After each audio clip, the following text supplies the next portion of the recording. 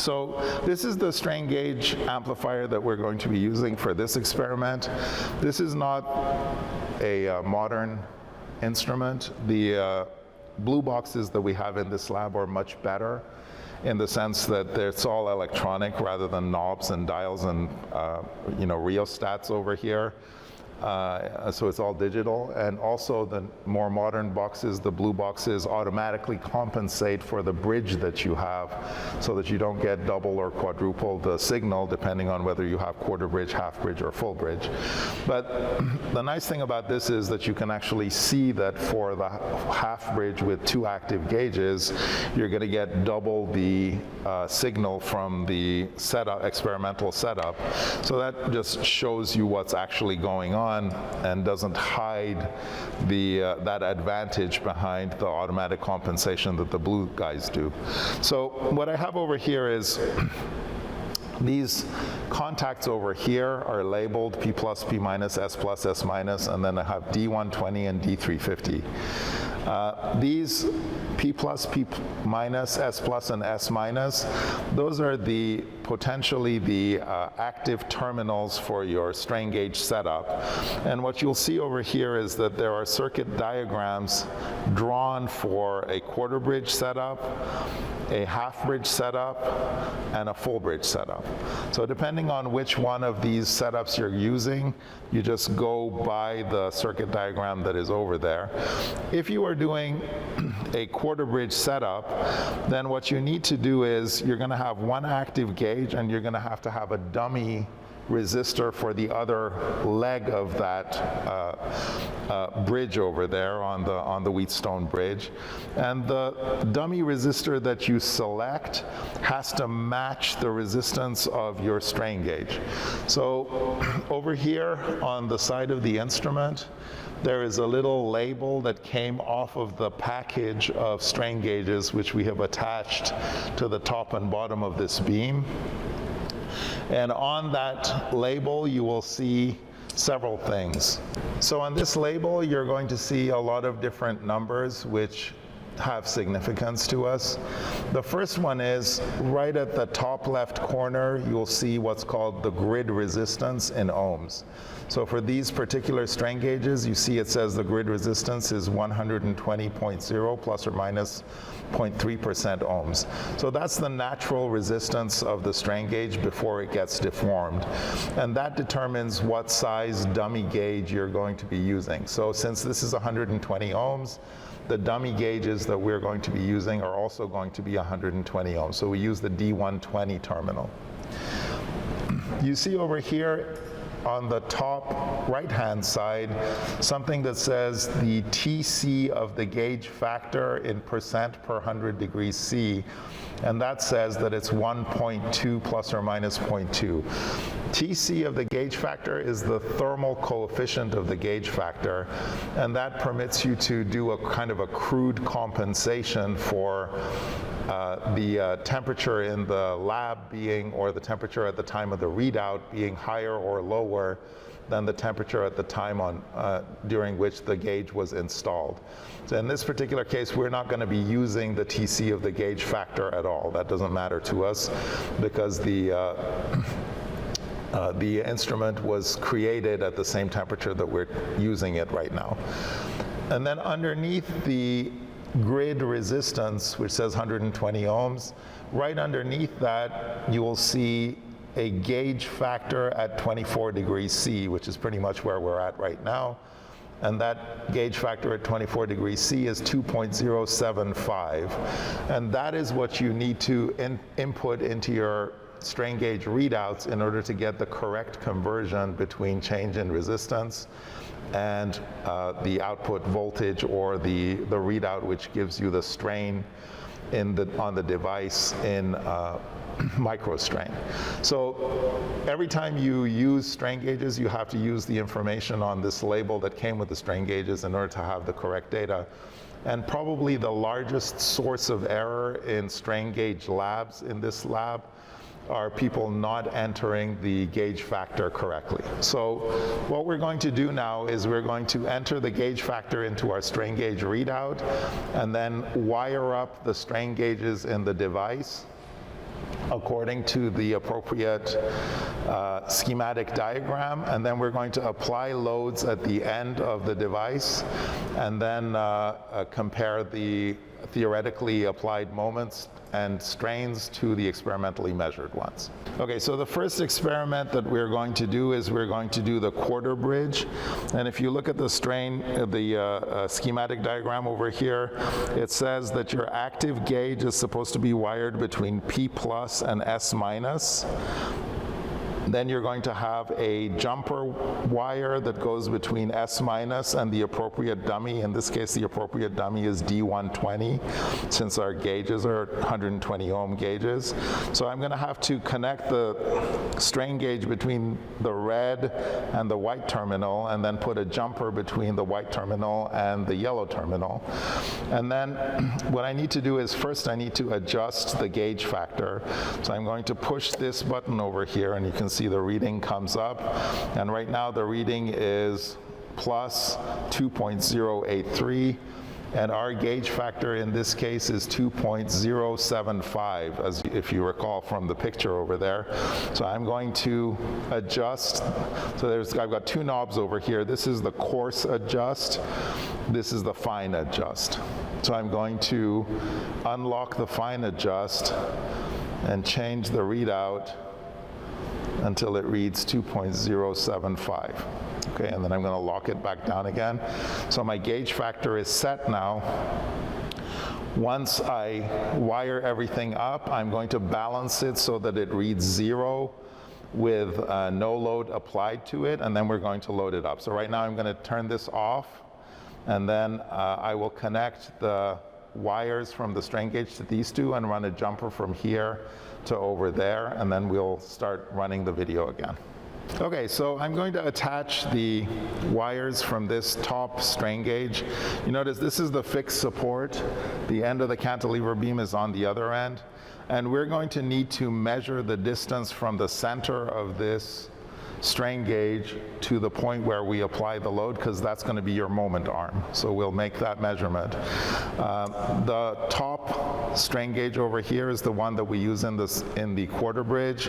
There's another strain gauge exactly on the opposite side as this top one. And when we do the half bridge with the two active gauges, we'll use this one for one of our gauges and the bottom one for the other gauge. And actually, if you're kind of interested in taking a look at this apparatus, there's another location where we've attached a strain gauge to the top, and that one, the only difference is that in this case your moment arm would be shorter. So if you're interested in doing an experiment at some point when the lab is open, where you compare the moment over here with the moment over here, that's kind of a cool comparison to make. So what I'm going to do is I'm going to take the wires from the top strain gauge over here, and you'll notice these wires don't have very large leads on them. And so we can create more leads if we need to, but one of the problems that occurs in this laboratory if you're not careful is when I put these leads into the contacts on the strain gauge amplifier over here, if you clamp down on the lead itself and you have a good solid contact metal to metal, you're good to go. But if you clamp down on the plastic, which is pretty easy to do when your leads are short, then you don't actually have conductive coupling between the strain gauge and the device, but you have capacitive coupling, because you'll have the wire not actually connecting to the metal of the terminal. Instead, the metal of your terminal will be on the plastic over there, and that leads to all sorts of instrumentation errors. So that's another common problem that occurs over here. Right now, I'm going to take these two wires and connect them to the red and white terminals by unscrewing the terminal, sticking the wire in, and then clamping down.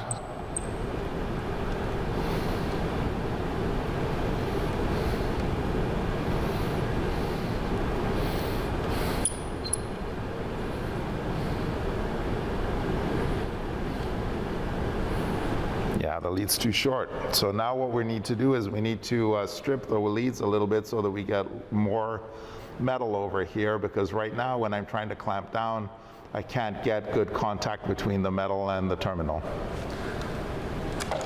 So I'm going to use some wire strippers over here.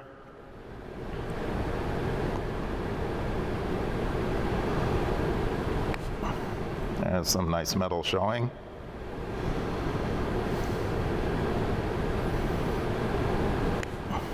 Okay, great.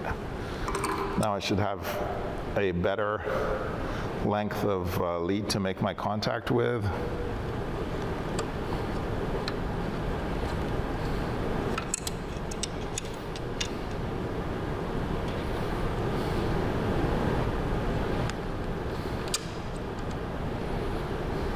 Okay, that's good.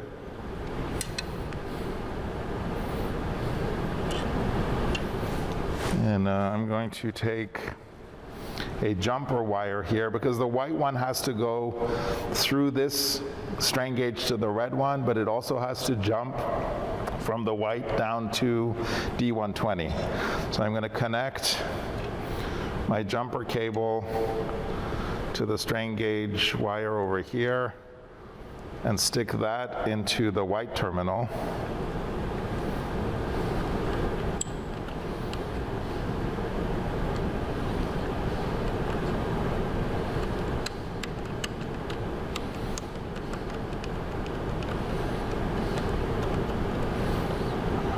That's good, and then I take the other side of my jumper and stick it in D120.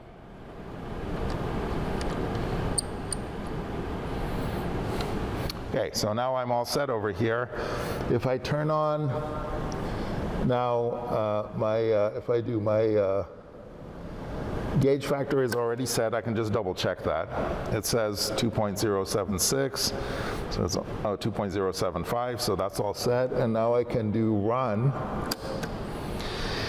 Now on the readout over here, you see I have a reading of +1023, which is saying that I'm reading a tensile microstrain of 1023 or 1024 microstrain.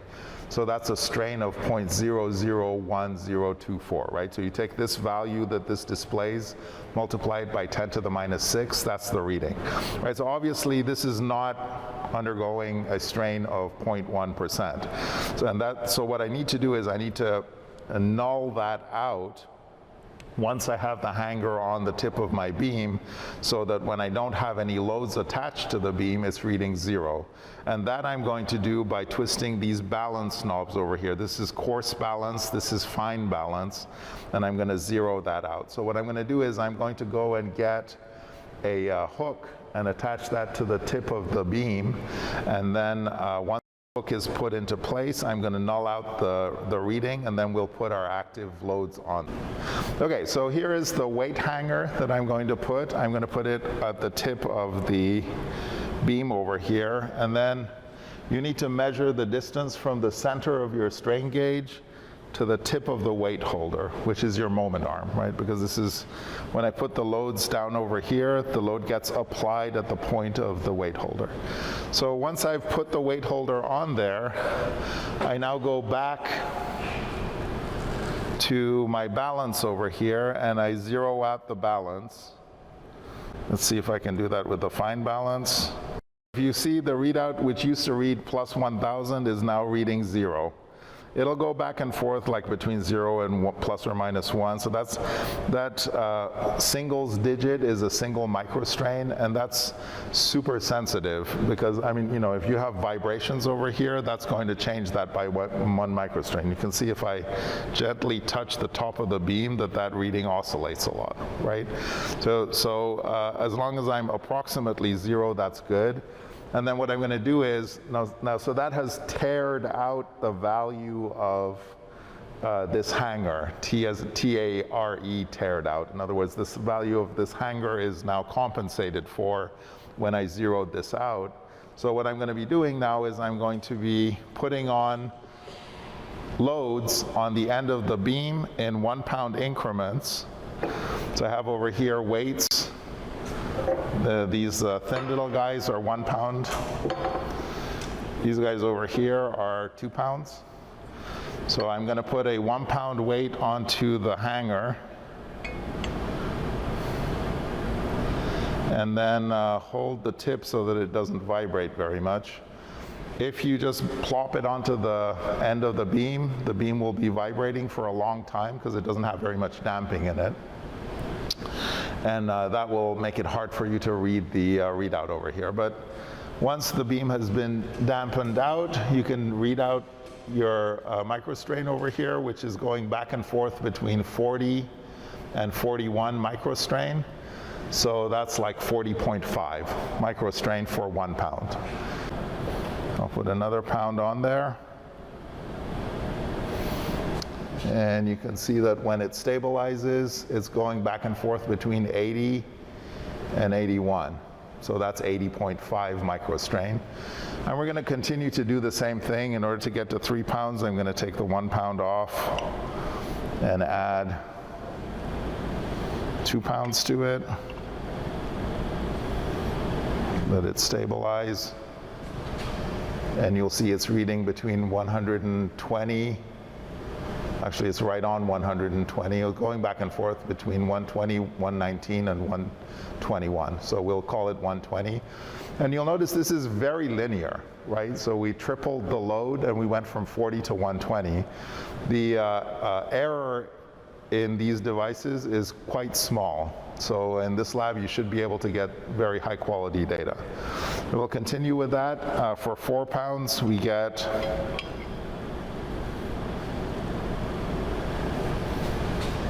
160. For 5 pounds,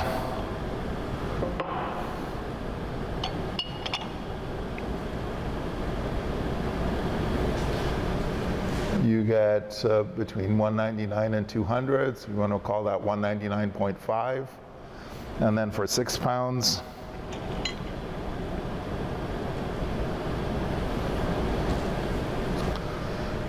you get 239 to 241.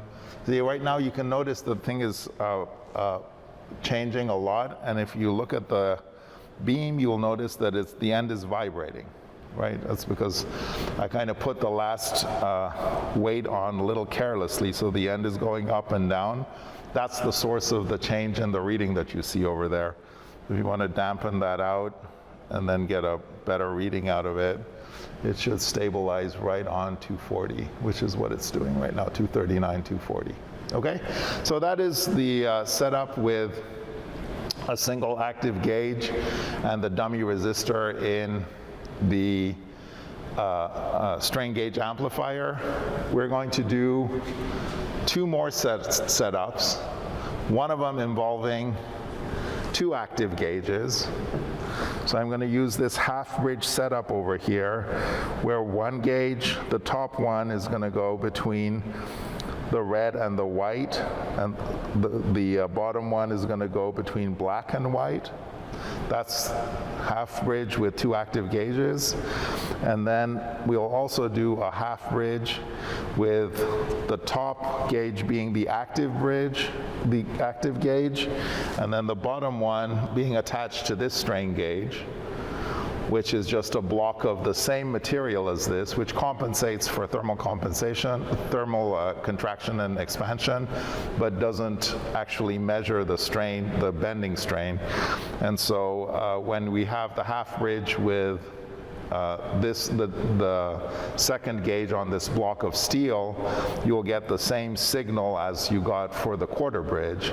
But when we have the half gauge where you have 2 gauges on the actual object that is getting deformed, you'll get double the signal. So we'll demonstrate for you the setup for both of those situations, and then I'll show you just the loading for the 1 pound loading case for both of those cases, and then we'll give you the full data in order for you to do the lab. And for you to do the lab, you need the distance from the center of the gauge to the point of loading, and you also need the cross section of the beam, and you need to know the material of the beam, which is just plain carbon steel. Okay? So what I'm going to do now is I'm going to disconnect the dummy gauge over here.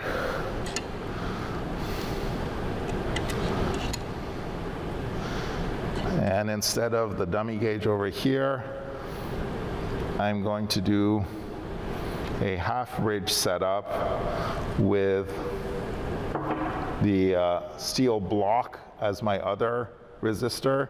So in the half bridge setup, I go with my active gauge, I go between red and white. And then for my other strain gauge, I go between black and white. So I'm going to take the white terminal wires for both of these strain gauges and put them together, and then stick them on the white terminal.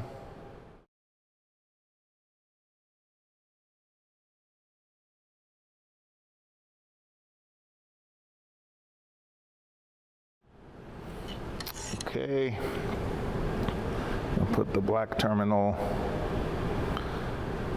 to the other side of the strain gauge that's just sitting on the block of steel. There we go. And let me remove all of the loads from the hanger.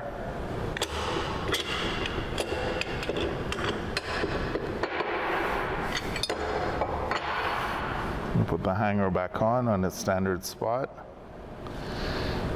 And now I have to re-zero the readout. You can see the readout is now at minus 2,197.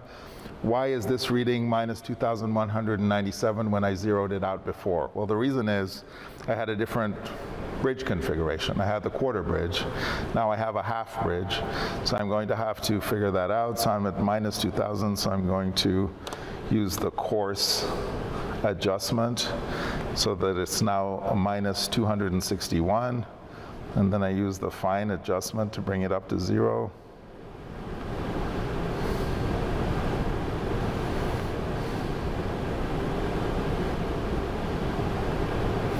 Okay, so it's reading 0 now.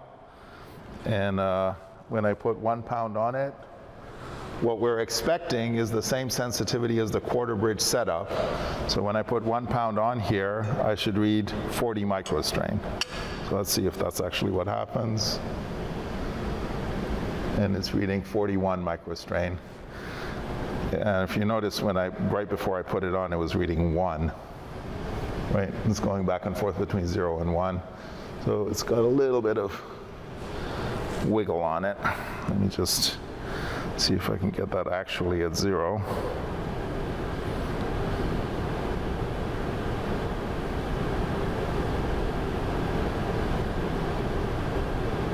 It's pretty sensitive.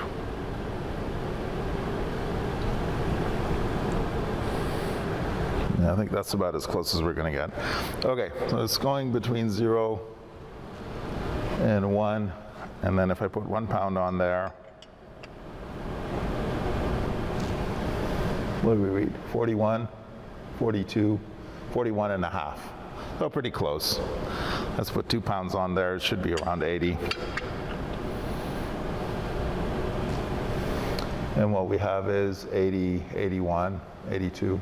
Okay, so about what we would have expected. We'll give you a full set of data for this one, for the bridge setup with 1 active gauge. And now I'm just going to change to the half bridge setup with 2 active gauges. And for that one, I need to disconnect the gauge that's attached to just the block that's sitting on the piece of steel, move that aside, and instead of that I'm going to use the leads that are going to this strain gauge down below here, which is the red and brown leads over here. So here they are, the red lead and the brown lead. So in this case, one side of the top gauge and one side of the bottom gauge go to white.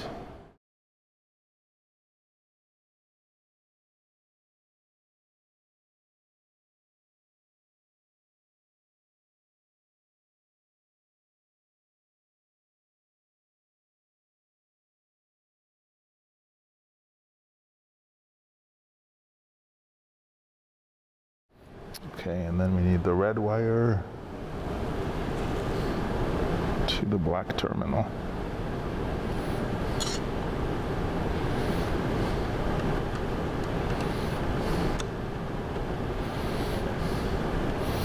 Okay, so now again we're going to have to zero out, balance out the reading over here. So I'm going to do that on the balance knob.